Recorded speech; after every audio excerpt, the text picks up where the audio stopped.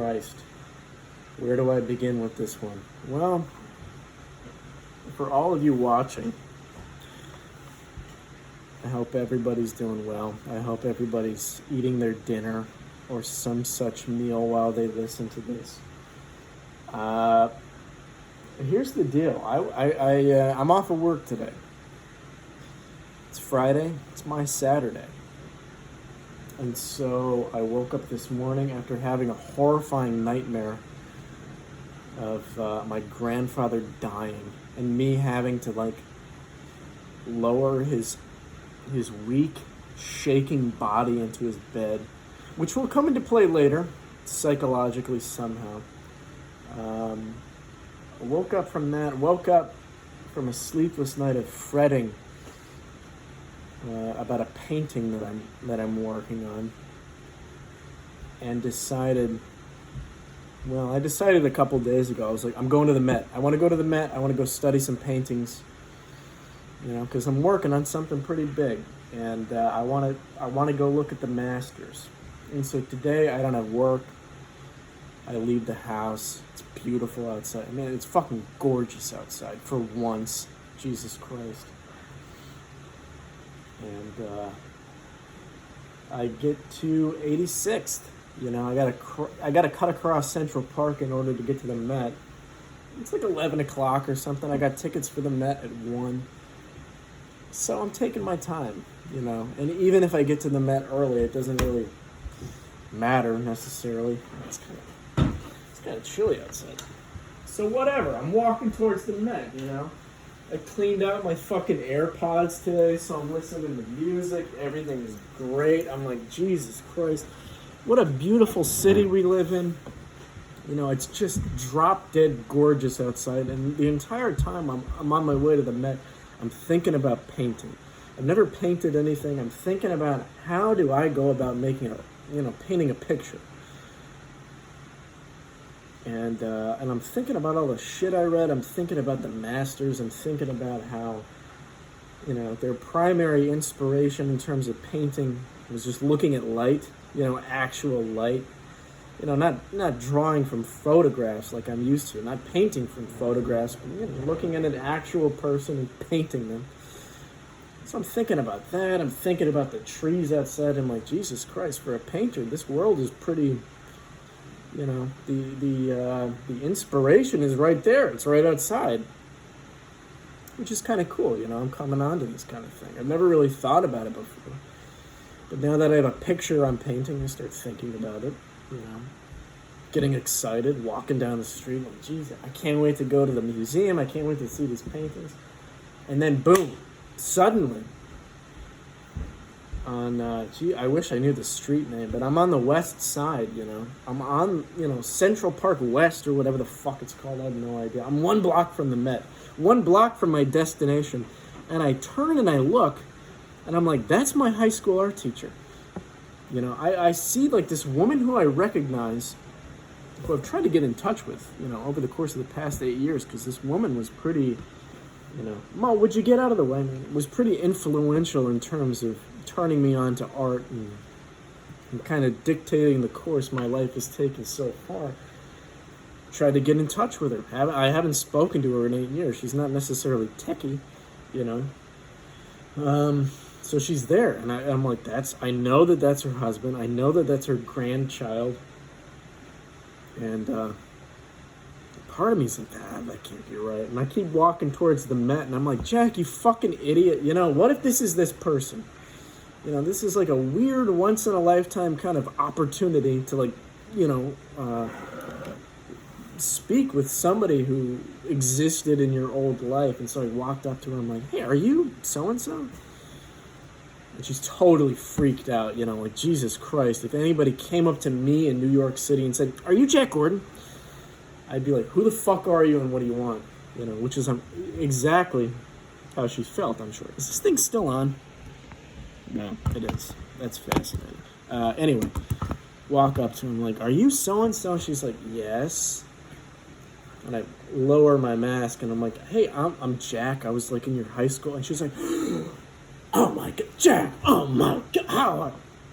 And she did me she did a real great favor to me. It was really cute. She turns to her, she's like, "This is the best art student I've ever taught in my life." Whether or not that's true, I don't really care, because it was so sweet, and it was like this great reintroduction. I'm like, oh my God. I thought maybe she'd be like turned off by it, or she would be like, "Oh, Jack, hi. Yeah, I'm with my family right now, so maybe you could just like walk the fuck away." I was sort of worried about it. But she was like, "Oh, how are you doing? What are you doing?" I'm like, "I'm on my way to go see the Rubens. I just started a painting. I've been blah." So we're shooting the shit, and suddenly I just get so overwhelmed. I'm like, oh my God. It all hits me at once. I'm thinking about how beautiful it is outside, because Jesus Christ, today was just like unlike any other day I've seen over the course of the past 8 months, maybe. Probably longer, just an absolutely radiant spring/summer day, just obscenely gorgeous. And I'm affected by that. I'm like, oh my God, I'm thinking about these painters. I'm like, Jesus Christ, this is the stuff of paintings, like this light, this beauty. Going to see a Peter Paul Rubens, I'm going to see all of his paintings at the Met, which I'm psyched about. And then suddenly, like, the person who got me into art in the first place is standing in front of me. I got so overwhelmed. And she's talking, and I'm like, what the fuck is going on right now? I start feeling really weird. And then suddenly my legs give out, and I just collapse. I faint. I totally fainted in front of this poor woman whom I haven't seen in like 8 years. I faint right on the street, and I got my arm cut up. I got like a little bit of a black eye, if any of you people can tell, and I was, oh God, I was so embarrassed. I sat down, and I'm like, oh. The second I like leapt up after having fallen, because I was only unconscious for maybe a second or so. I was like, oh my God, I'm so sorry. This must be like the weirdest reintroduction we could have possibly had. I apologize for how bizarre it is. And meanwhile, she's like going full mom. She's like, "Jack, just sit here.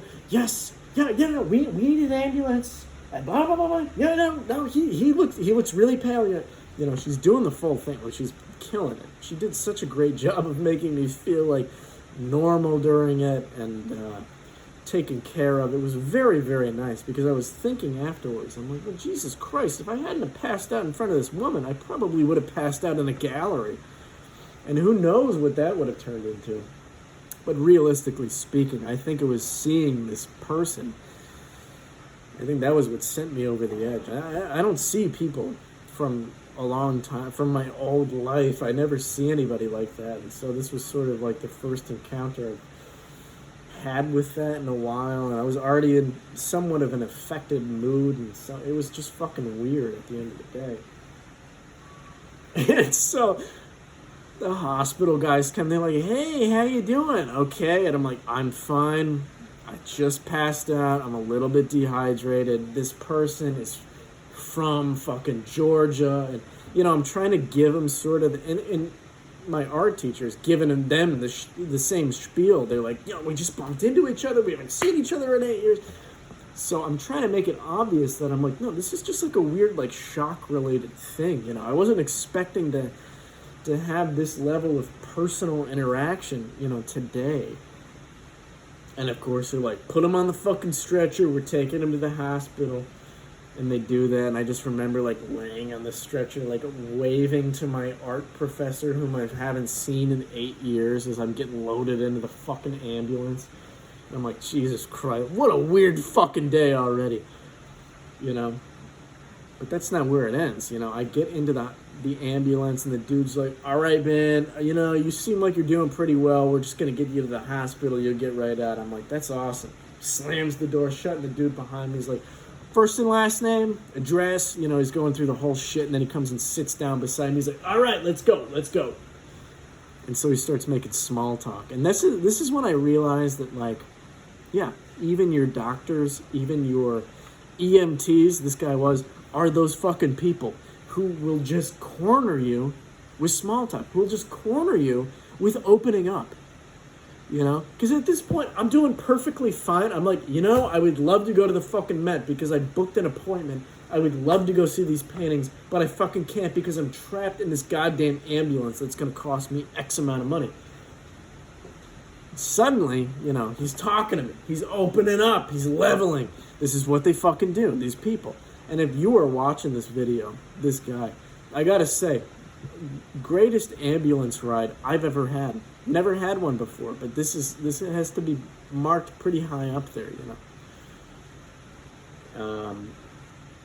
And before too long, he's like, oh my God. Well, at least, we get through the introduction about, like, what might have happened. Like, you might be dehydrated, you didn't eat enough, blah, blah, blah.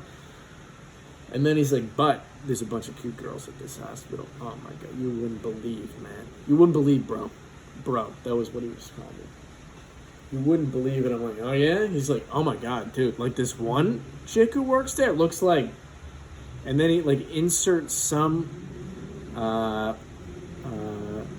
Latina model's name, whom I'm totally, like, unaware of. I have no idea who it is. He's like, oh... he's like, yeah, this woman looks exactly like her. I have no idea who that is. He's like... He pulls out his iPad for like 5 minutes. To the point where I forgot about what the fuck we had been talking about. He just holds it up. He's like, dude, she looks like this. And it's this great picture of... It's like 1994 model compared with like 2016 model. It's showing like how little they age. And he's like, and then he's like, dude, they don't age. Women are on this thing where, like, they just know. They just know how to continue on without aging. So then now I'm like, all right, now we're talking about women. So I'm like, oh yeah? Yeah, well, I can tell by the picture, she looks like she looks like she's aged, just in like this really weird way where suddenly she's kind of sort of like reptilian, like there's that whole Bill Burr bit about that. But so we're talking about women, and then suddenly he's like, yeah, man, a lot of the girls who work at the hospital, they're Colombian, but they look exactly like Cuban girls. And I'm like, what the fuck are you talking about? I didn't say that, but I'm like, what do you mean? And he's like, bro, Cuba? Well, I've been watching it. I've been doing a lot of, I watch a lot of historical videos. And before JFK issued the embargo, bro, that's where big money went to have a crazy time. He started pitching Cuba as like this party haven. He's like, before you could even get in trouble with the cops, you could swim the 90 miles back to Florida. He's doing like this whole thing where he's sort of, and I'm like, oh my God, I never even thought about that. Yeah, Cuba sounds awesome.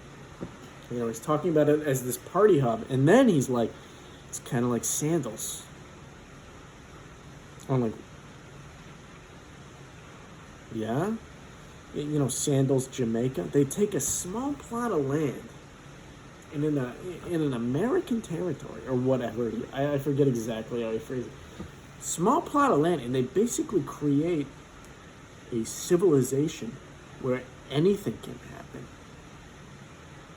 Drugs, girls, guys, if you're into that. He said that. Guys, if you're into that. Anything, bro. Guys with money, like older guys, single older guys, older couples go there, and then single older guys with money go there because they can get anything they want. And I'm like, what do you mean? Because I had no idea what the fuck this guy was talking about. And at this point, I'm like, I'm balls deep in this conversation, Like, I'm getting somewhere where I don't think many people get, just because I continue to be like, oh yeah, really? Tell me more. I'm just asking questions. So he's like, oh yeah, I used to work there. And this is when his experience kind of comes into it. He was talking, and he was like, I was a DJ in I don't know if it was New York. He was a DJ somewhere in the States for a while. And then he like kind of bridged between him being a DJ and him being in Sandals, Jamaica. I don't know really how he did this, but he basically bridged it. He said, "Oh yeah, man, you know they're in the you like getting the shit beat out of you. Yeah, you can pay enough money for that to happen in Sandals, Jamaica." He's like, I had this one guy, and this is when I start to realize like, so he was a little bit more than just a fucking DJ, right? He's talking about how he's a DJ, his sister designs clothes for all these people, and how he hooks these girls up, the dancers or whatever, with the guys with money. And I'm like, all right, so you were not a DJ. You were, I'm sure you were a DJ, probably the best DJ, but you were also a pimp, right? Like what you're describing is like, yeah, I got a cut. I'm like, yes. So what? Like, there's no. But the story he told me was insane. He was like, yeah, there was this one guy, this older guy, rich. Oh my god, rich as hell, and his thing. He only wanted midget girls. Midget girls. And I'm like, what, really? He's like, yeah, bro. He came up to me. He offered me $100,000 for 4 midget girls. And I'm like, and you had 4 midget girls on hand? Mm-hmm. Yeah, so I got all of them. You know, I got them all over here. You know, and that wasn't like the weird part of the story for that dude. I'm like, really? You were working with like in the past. Mo! Ow! Move! I'm telling a story, man. Mo! In the past 10 years of my life, I've seen maybe 4 midgets, small people. I don't know exactly what the terminology is these days. I've only seen 4 in like the past 10 years. So I'm like, wait, you just have 4 on hand? Yeah, you're a pimp, man. And he's talking about, and he was like, in you know, his sickness was that he was small downstairs. Big guy, small downstairs. And he liked, you know, his thing being held by small hands. And he's describing to me what it was like for this man to get his dick held by 4 midget women. And subsequently, how well he paid, how well he tipped, and that he gave my man here $20,000. So I'm like, 1, you're a pimp. 2, this guy seems pretty great, all things considered.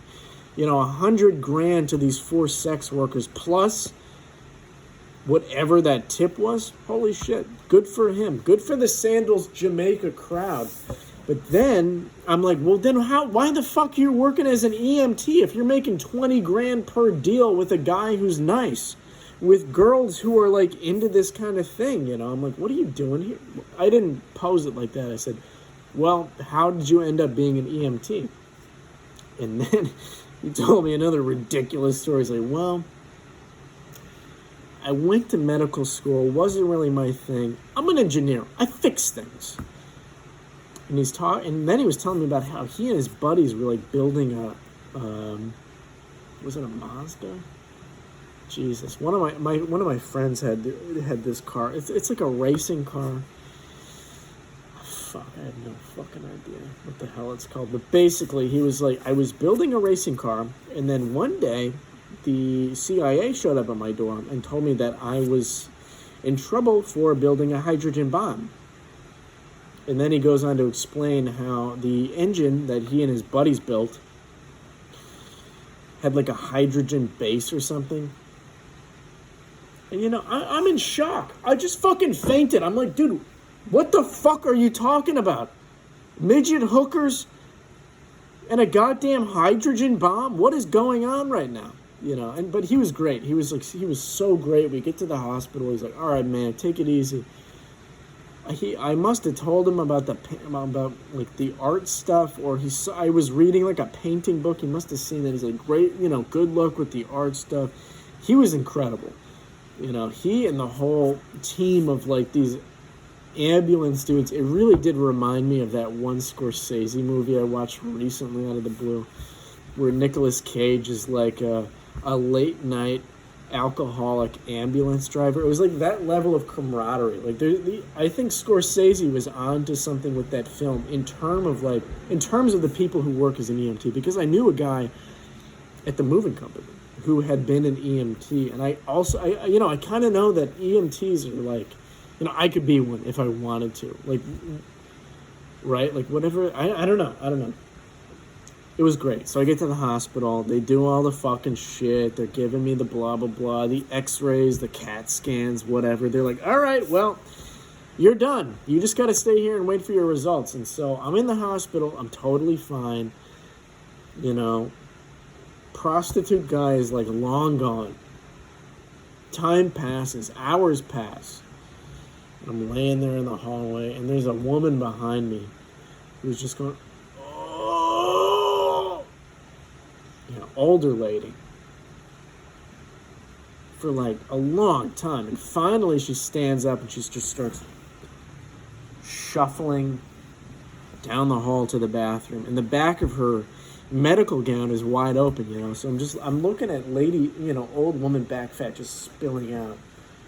And I'm like, God damn, New York Public Hospital. All right, I'm finally seeing it. There's something exciting about seeing humanity at the level of a New York public hospital, because everybody who works there is so fantastic. They're really, at least the one I went to, so good at their jobs, like very congenial and funny and capable of like conversing rather than just giving you a diagnosis or whatever. Very like well-equipped staff, a lot of young people, a lot of old people. Pretty cool. And then there's this old lady shuffling down the road. And then she comes back and she turns to me. She's like, and this old woman she's old, she's like old. This isn't just like an older person. This is like a fucking old woman. She's like, I got lost. I'm like, all right, well, you made your way back, sit the fuck down and move along, lady, because if you collapse in front of me, there's nothing I can do to help you. Because at this point now, I'm fucking faint. This was a long ass day. Like whatever I was fine after the fact, but it didn't change the fact that I was like fucking tired as hell. Something happened, and so whatever. Doctors come, they start talking to her, and I can't help but overhear what they're talking about. They're like, so have you ever gotten a colonoscopy?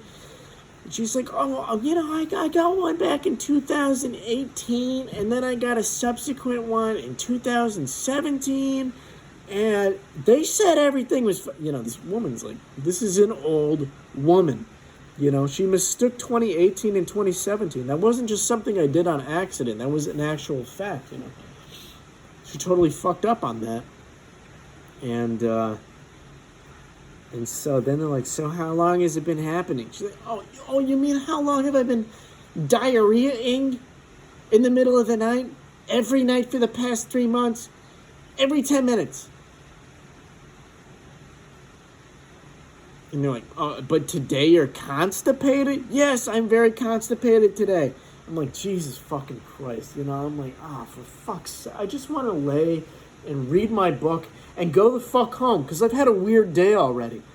In back of me, they're talking about inspecting this woman's asshole and how much she's been shitting. Oh, and so you've gone to the bathroom and diarrheaed several times today while you're here at the hospital? Yes. Oh my God, Jesus Christ. And so, flash forward like an hour, I see this woman shuffling up in front of me again. And as she passes in front of me, I just hear... And she's wearing like a hospital dressing gown. And through the gown, I can see a diaper. And not only just a diaper, I can see a heavy diaper. And so I remember distinctly, I was just like pulling because I was so out of it, I was pulling my hair back like this. I was like, oh, because I was so bewildered by this. And it's nothing against this old woman. Like, Jesus Christ, if that's what your body's doing, that's what your body's doing. You've been on the planet for 80 years. At some point, you're just going to start shitting yourself. I've done it before. Different story. But, so I'm just like recoiling because I'm like, this is the last thing I can deal with right now. I'm kind of out of my mind at the moment. And I'm like, so she goes around the corner, and this janitor dude, or custodial type dude, who I've seen around, he's been talking to everybody. He's like, "You okay, man?" And I'm like, "Yeah, no, I'm fine. And he's like, "Wait, what did he say?" Oh, shit. I wrote it in my notes. He was like, "There's always tomorrow. You're going to get through this. There's always tomorrow. You're going to be okay, man. You just got to believe."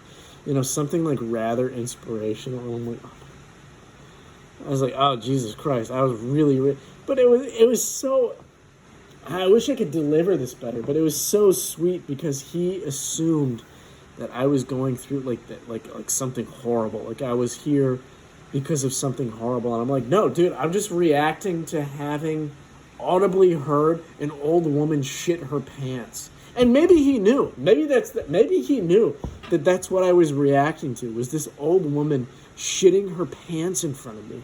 And he was like, "You'll get through it, bro. You'll make it till tomorrow." And that's my story. That's my ridiculous hospital story.